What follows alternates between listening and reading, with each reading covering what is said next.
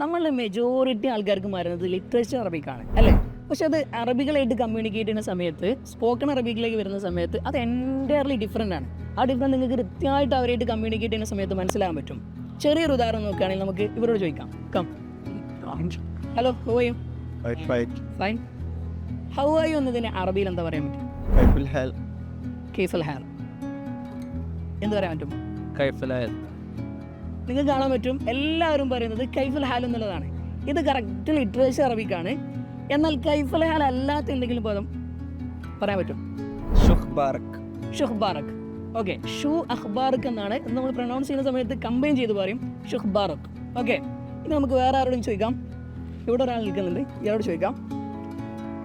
Hello, how are you? How are you എന്നതിന് അറബിയിൽ എന്താ പറയാ? കൈഫൽ ഹാൽ. ഇനി അത് ഡ്യൂനോ അറിയില്ല.